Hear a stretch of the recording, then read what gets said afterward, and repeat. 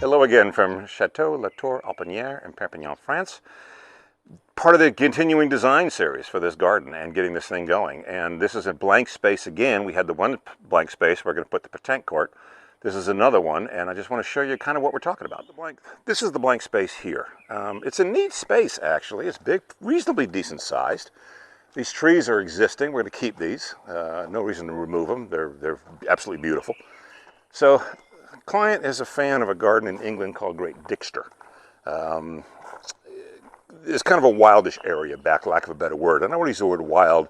I think of Pete Udolph with the Dutch prairie school that he did. It's kind of in this context of that. So, you know, lower plants and then some taller plants as well. She very much wants to make the Chateau a pollinator bird-friendly space. She's really important. Organic, pollinator plants, bird plants, everything along those lines. So that's what this is going to end up being, is sort of a sanctuary for those kind of things. Also, when you think about the beneficial insects we're going to get, because right over here is that area with the Pierre de Ronsard and the Lady Banks rose that I showed you earlier. So one of the things we're going to do is we're going to do a path, and I'll walk you on that. We want to take, because behind me, let me show you real quickly.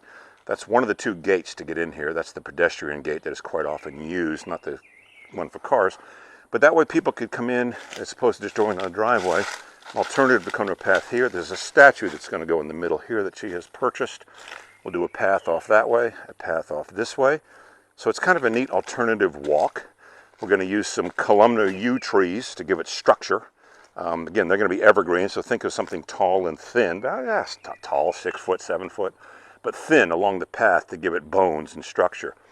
We'll echo those yews on the other side of the driveway bed there, where we can get a little bit more formal, more traditional Mediterranean style upright structure. We're going to use a Delbar rose called Bordeaux apricot, and then also some columnar fruit trees. So again, some bones and some structure. The yews, being evergreen, are going to give us color and structure in the wintertime when everything else goes dormant. So you'll have this approach into the chateau with some bones and structures and then kind of a wildish bit of plant material going on underneath. The other reason for the pathway, the statue, and the structure of the yews is if we get into more casual plantings underneath, things like gauras and lavenders and other kind of plant material that's just more wavy and movie, particularly even some grasses and things like that. We have the contrast between structure and we have the contrast between more casual and relaxing. And that allows the two to work off of each other, and that's what gives the garden textures and gives it layers. So that's we're calling the Great Dixter area, is what we're calling it. And I think it's going to be really neat. It's going to be fun. And a lot of it's going to be to put the plant in and let them find their way into this garden as well. But it can be a very relaxed kind of space. But a really neat way to come into the chateau, alternatively from just coming up the driveway there.